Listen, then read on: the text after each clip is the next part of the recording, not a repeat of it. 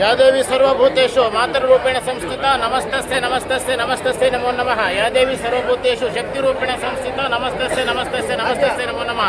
ನಾವು ಐತಿಹಾಸಿಕ ಸಾಗರದ ಮಾರಿಕಾಂಬಾ ದೇವಿಯ ದಿವ್ಯ ಸನ್ನಿಧಿಯಲ್ಲಿದ್ದೇವೆ. ಸಾಗರ ಮಾರಿಕಾಂಬೆಯ ವಿಶೇಷತೆ ಅಂತಂದ್ರೆ ದೇಶ ವಿದೇಶಗಳಿಂದ ಅಮ್ಮನವರ ದರ್ಶನಕ್ಕೋಸ್ಕರವಾಗಿ ಲಕ್ಷಾಂತರ ಜನ 2026ರ ಈ ಜಾತ್ರೆ ಹೊತ್ತು ಜನಸಾಗರದಿಂದ ಸಾಗರ ತುಂಬೋಯ್ತು.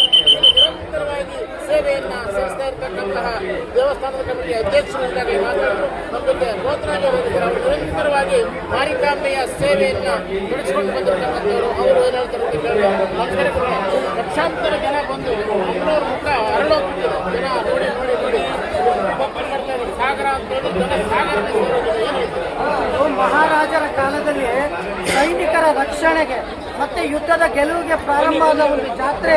ಇದು ಅತಿ ದೊಡ್ಡ ಜಾತ್ರೆಯಾಗಿ ಆಡಳಿತ ಮಂಡಳಿ ಸಹಾಯದಿಂದ ಎಲ್ಲ ಸಮಾಜದವರ ಸಹಾಯದಿಂದ ಪ್ರತಿನಿತ್ಯ ಲಕ್ಷಾಂತರ ಜನ ಸಾಯಂಕಾಲ 10 ಗಂಟೆಗೆ ಸರದಿ ಸಾಲಿನಲ್ಲಿ ನಿಂತಿದ್ದಾರೆ.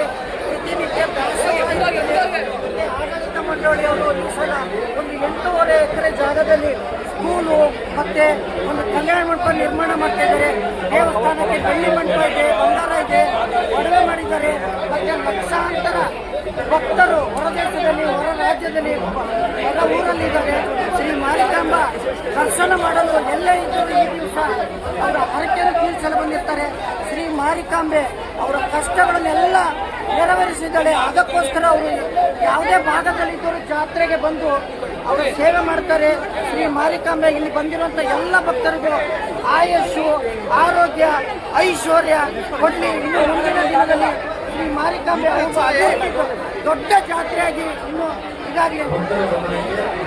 ಸಾಗರದ ಶ್ರೀ ಸುಪ್ರಸಿದ್ಧ ಶ್ರೀ ಮಾರಿಕಾಂಬೆ ಜಾತ್ರೆಯ ರಾಜ್ಯದಂತ ಅಂತಾರಾಷ್ಟ್ರೀಯಂತ ಎಲ್ಲ ಕಡೆ ಶ್ರೀ ಮಾರಿಕಾಂಬನ ಭಕ್ತರಿದ್ದಾರೆ.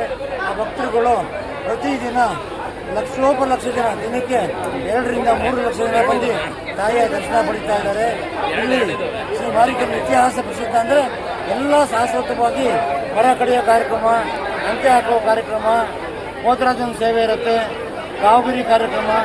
ಒಂದು ದಿನ ತಾಯಿ ಮನೆಯಲ್ಲಿ ತವರು ಮನೆಯಲ್ಲಿ ಇರ್ತಾಳೆ.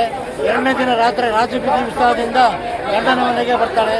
ಗಂಡನ ಮನೆಯಲ್ಲಿ 8 ದಿವಸ ತಾಯಿಯ ದರ್ಶನ ಇರುತ್ತೆ. ಪ್ರತಿದಿನ ಜನಗಳು ಲಕ್ಷ ಪ್ರತಿದಿನ ದೇವಸ್ಥಾನದ ವತಿಯಿಂದ ಅನ್ನದಾಸೋಹ, ಸಾಂಸ್ಕೃತಿಕ ಕಾರ್ಯಕ್ರಮ, ಕುಸ್ತಿ ಕಾರ್ಯಕ್ರಮ ಪ್ರತಿಯೊಂದು ನಡೀತಾ ಇರುತ್ತೆ. ಇದನ್ನು ವೀಕ್ಷಣೆ ಮಾಡಲು ಲಕ್ಷೋಪಲಕ್ಷ ಜನ ದೇಶಾದ್ಯಂತ ಬರ್ತಾ ಇರ್ತಾರೆ. ಆ ದೇವಿ ಬಂದಂಥ ಭಕ್ತಾದಿಗಳಿಗೆ ತಾಯಿ ಆಶೀರ್ವಾದ ಸದಾ ಇರಲಿ ಅಂತ ನಾವು ದೇವಸ್ಥಾನ ವತಿಯಿಂದ ನಾಗೇಂದ್ರ ಅಧ್ಯಕ್ಷರು ಮಾತಾಡ್ತಾ ಇದ್ದೀವಿ. ಪ್ರತಿ 3 ವರ್ಷಕ್ಕೊಮ್ಮೆ ನಡೆಯತಕ್ಕಂಥ ಸಾಗರದ ಶ್ರೀ ಮಾರಿಕಾಂಬಾ ದೇವಿಯ ಜಾತ್ರೆ ಅತ್ಯಂತ ವಿಜೃಂಭಣೆಯಿಂದ ನೆರವೇರ್ತಾ ಇದೆ. ಇವತ್ತು 6ನೇ ದಿನ ಹೆಚ್ಚು ಕಡಿಮೆ 10 ಲಕ್ಷಕ್ಕೂ ಹೆಚ್ಚು ಜನ ಶ್ರೀ ದೇವಿಯ ದರ್ಶನವನ್ನು ಪಡೆದಿದ್ದಾರೆ. ದೇವಿಯ ಸನ್ನಿಧಾನದಲ್ಲಿ ನಾನಾ ರೀತಿಯ ಸೇವೆಗಳು, ತುಲಾಭಾರ ಸೇವೆ, ಅವರಿಗೆ ಹಣ್ಣುಕಾಯಿ ಸೇವೆ, ಈ ಥರದ ಸೇವೆಗಳು ನಡೀತಾ ಬಂದಿದ್ದಾವೆ.